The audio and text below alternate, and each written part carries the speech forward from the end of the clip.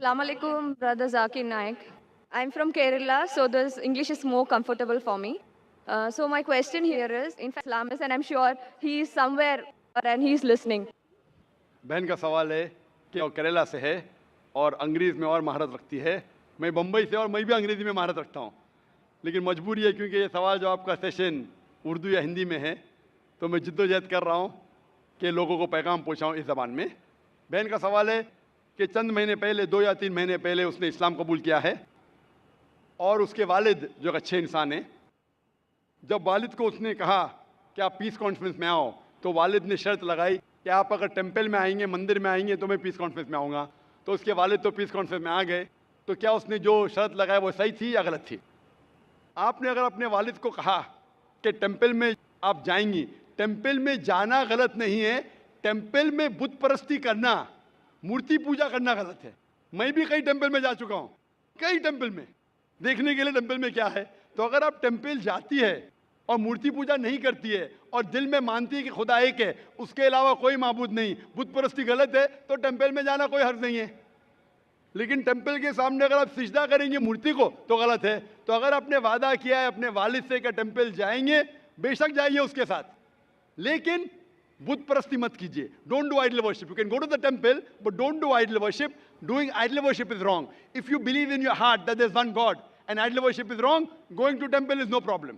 तो जब तक आप बुत परस्ती मूर्ति पूजा नहीं करती, आप टेंपल जा सकती है। और आपने कहा कि आपके वालिद से कुछ बात कहूँ ताकि इंशाअल्लाह उसे हिदायत मिले।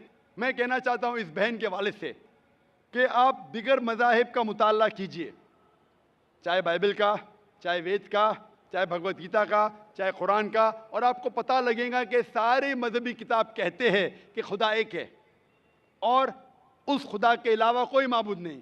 मैं आपसे पूछना चाहता हूँ कि अगर आप पढ़ेंगे आपके वेद, जो मैं कह चुका हूँ, उसमें भी साफ तौर से जिक्र आता है कि खुदा एक है और बुत परस्ती गलत है। जैसे मैंने कहा कि श्वेता उपनिषद में अध्याय नंबर 4 श्लोका नंबर 19, यजुर्वेद अध्याय नंबर 32 श्लोका नंबर 3 में लिखा है, न तस्य प्रतिमा अस्ति।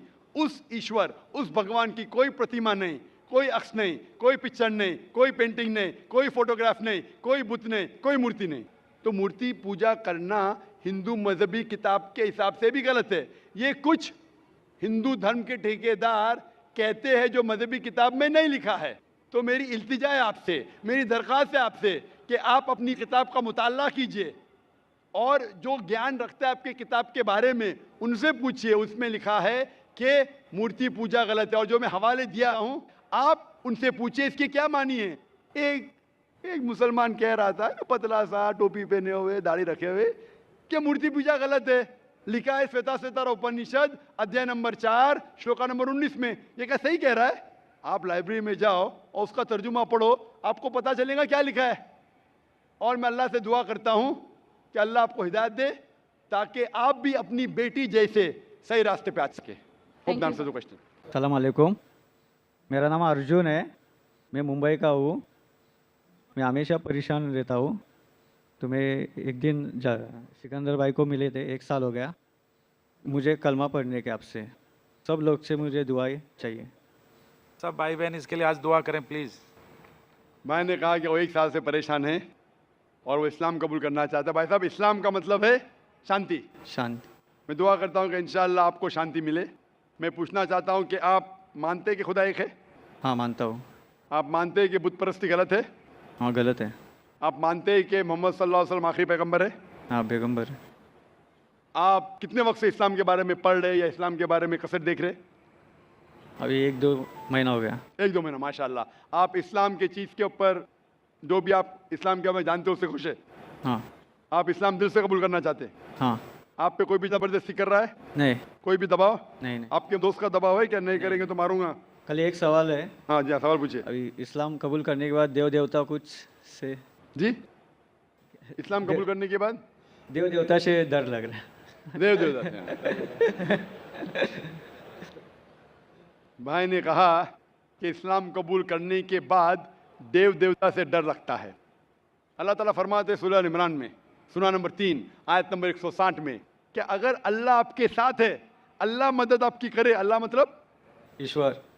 ईश्वर ने परमेश्वर, ये ईश्वर, ये हिंदी लफ्ज है ना, इसमें मिलावट, ईश्वर मतलब ईश्वर के ऊपर होता है परमेश्वर, तो इसलिए परमेश्वर कह रहा हूं मैं। ये अल्लाह वर्ड एकदम साफ है। गॉड भी अंग्रेजी में मिलावट, goddess, God father, God mother, मिलावट हो सकती है।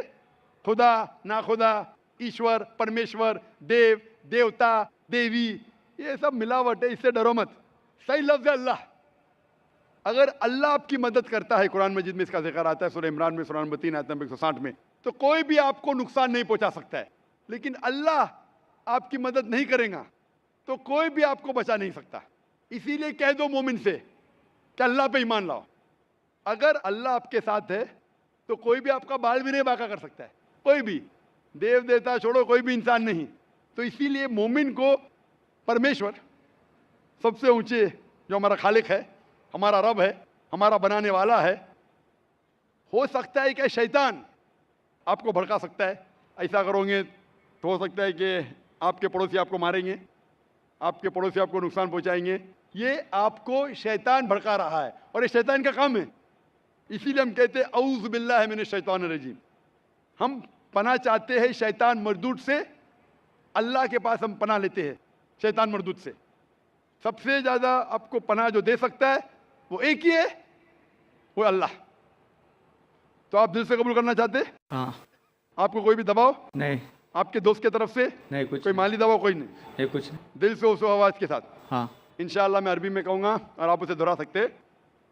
अशहदु अशहदु अल्लाह अल्लाह इलाहा इलाह इल्लल्लाह इल्लल्लाह व अशहदु व अशहदु अन्ना अन्ना मुहम्मदन मोहम्मद अब्दुहु अब्दु व रसूलुहु। व रसूलुहु। मैं शहादत देता हूँ मैं शहादत देता हूँ कि अल्लाह के अलावा अल्लाह के अलावा कोई माबूद नहीं कोई माबूद नहीं और मोहम्मद मोहम्मद सल्लल्लाहु अलैहि वसल्लम अलैहि वसल्लम उसके पैगंबर पैगंबर और बंदे हैं। और बंदे हैं। माशाल्लाह मुस्लिम हो चुके, और मैं अल्लाह से दुआ करता हूँ कि Thank you. आपकी परेशानी को दूर करे।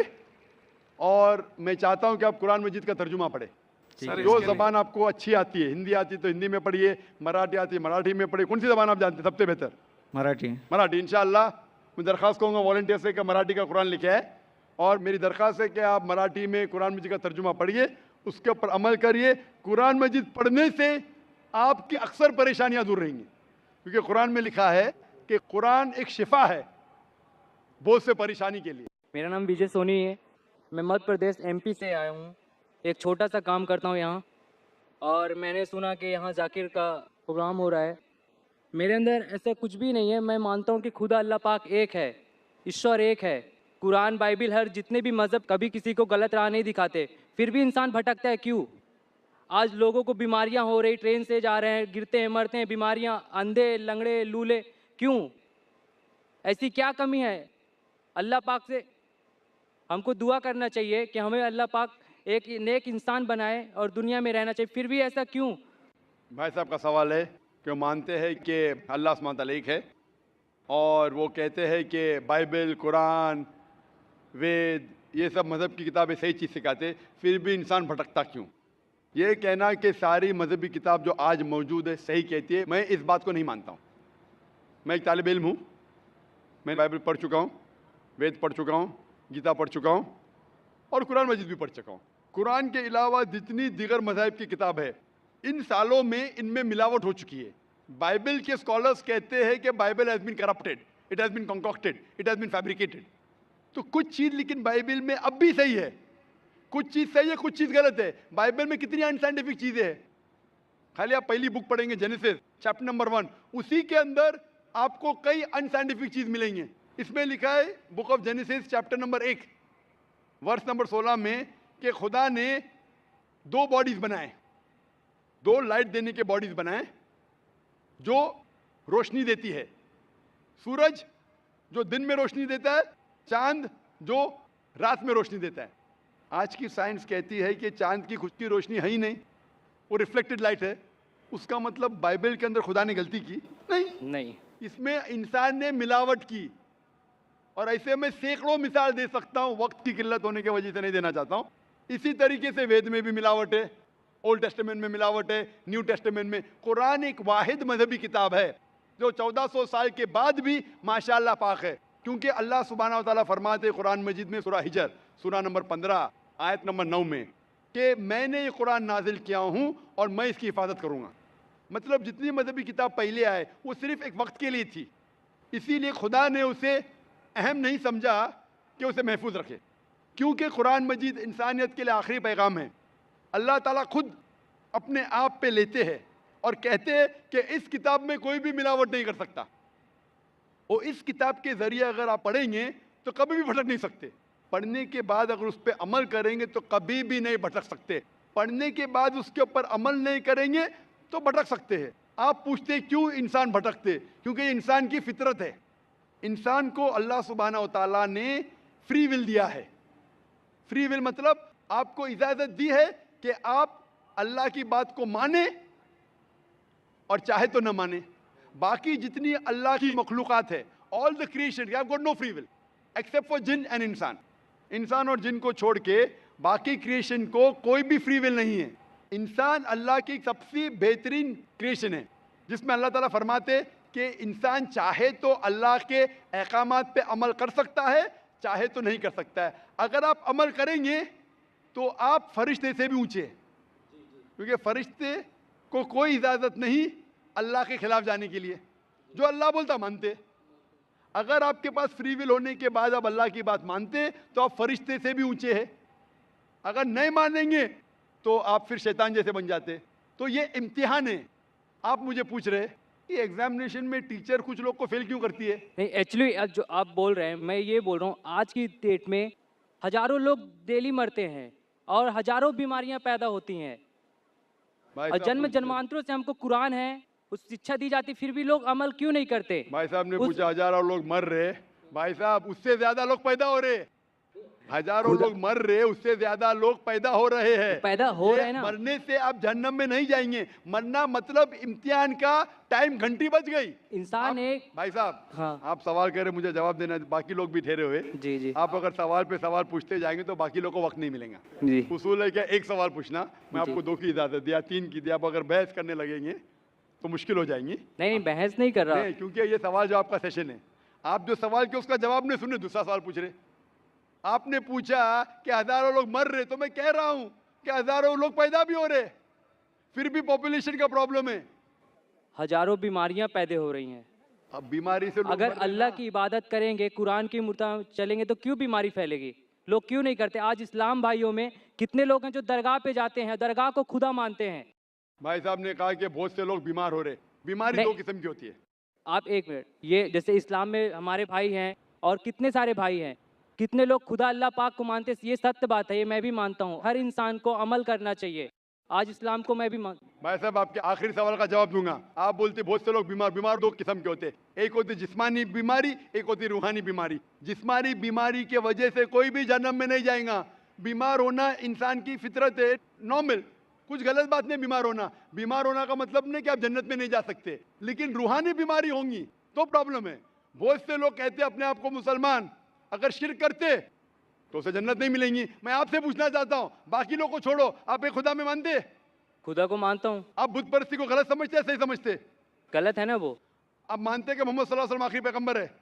अभी खुदा तो एक है, अभी अल्लाह ताला कितने पैगंबर भेजता है ये मैं भी नहीं जानता। लेकिन मुझे ईमान रखना पड़ेगा जितने पैगंबर है वो सही है, और आखिरी पैगंबर पे तो ईमान रखना पड़ेगा। मैं भी नाम नहीं जानता हूँ जितने पैगंबर है। मोहम्मद सल्लल्लाहु अलैहि वसल्लम फरमाते कि इस जमीन पे 1,24,000 पैगंबर है, नाम से सिर्फ 25 का जिक्र है कुरान मजीद में। मैं उन पे ईमान लाता हूँ, लेकिन अमल करता हूँ आखिरी पैगंबर की सुन्नत और सीरा पे। मैं पूछना चाहता हूँ, आप मानते हैं कि मोहम्मद सल्लल्लाहु अलैहि वसल्लम आखिरी पैगंबर है? मैं मानता हूँ पैगंबर हजरत मोहम्मद साहब के जो कुरान में लिखा हुआ है, लोगों को अमल करना चाहिए, मेरे को भी अमल लोगों करना को चाहिए। छोड़ो, आप अमल मैं- करने को तैयार है? मैं कोशिश करता हूँ चलने की। बिल्कुल सही, कोशिश करो। अमल में ऊंच नीचू चलेगा, कोशिश करते क्या आप? कोशिश करता हूँ। आप मानते खुदा है के? खुदा एक है। आप मानते बुत परस्ती गलत है? हाँ गलत है। आप मानते मोहम्मद सल्लल्लाहु अलैहि वसल्लम आखिरी पैगंबर है? खुदा एक है। आज मैं इस्लाम कबूल करूँ, आपके मैंने कल में कबूल किया, पर अगर मैं गलत करूँगा तो गलत है ना, खुदा भी गलत कहेगा।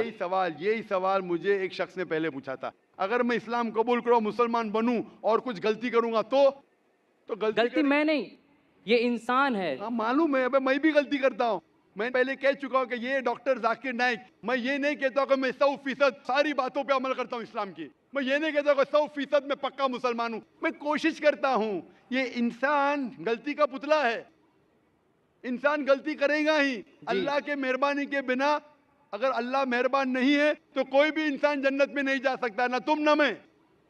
आप समझ रहे? जी गलती करे प्रॉब्लम नहीं, लेकिन सबसे अहम गलती से दूर रहो, बुत परस्ती। आप बुत परस्ती से दूर रह सकते? कोई नहीं बच सकता उससे। बुत परस्ती से बच सकते, मैं बचाऊं, आप बचना चाहेंगे? बुत मैं- परस्ती, कैसे आप बचे हैं? बुत परस्ती मतलब आइडल वर्शिप, मूर्ति पूजा। हम मूर्ति पूजा से बचा हुआ हूँ। बस, आप मूर्ति पूजा से बचना चाहेंगे? आप बचे ना मूर्ति पूजा से? खुदा आप वादा देते जिंदगी में मूर्ति पूजा नहीं करेंगे? खुदा को मानता हूँ, अल्लाह पाक को, निराकार है, उसका कोई आकार नहीं है। मूर्ति आप- पूजा लोग करते हैं, लोगों की आप आस्था करते- बढ़ती है, आप करने दो, कर- जो करते हैं करते हैं। आप करते? मैं खुदा को मानता हूँ, दरगाह पे भी जाता हूँ, मंदिर पे भी जाता हूँ। कोई जाना कोई गलत नहीं है। गलत जगह पे जाना गलत है, सही जगह पे जाना सही है। आपको अगर अल्लाह की इबादत करना है तो जाइए मस्जिद में। मस्जिद मतलब सिजदा की जगह, जहाँ नमाज पढ़ी जाती है, वो जगह को क्या कहते हैं? मस्जिद। आप मस्जिद जाओ, वो सही जगह है। मस्जिद जाके अल्लाह की इबादत करो, वो सही है। उसके अलावा आप गलत जगह जाएंगे तो आप सही रास्ता नहीं पाएंगे। इसीलिए मैं कहता हूं, आपको सिर्फ अल्लाह की इबादत करना चाहिए, मूर्ति पूजा नहीं करना चाहिए और अल्लाह के पैगंबर पे मानना चाहिए। अगर आप तीन चीज पे मानते कि खुदा एक है, उसके अलावा कोई माबूद नहीं है और मूर्ति पूजा गलत है, और मानते हैं कि मोहम्मद सल्लल्लाहु अलैहि वसल्लम पैगंबर है, तो आप इस्लाम के रिलीजन में दाखिल हो सकते। मैं अमल आस्ते आस्ते आएगा, अमल आस्ते आस्ते आएगा। जरूरी नहीं आज आपने इस्लाम कबूल किया तो 100% मुस्लिम होंगे। 100% होना मेरे बस में भी नहीं है।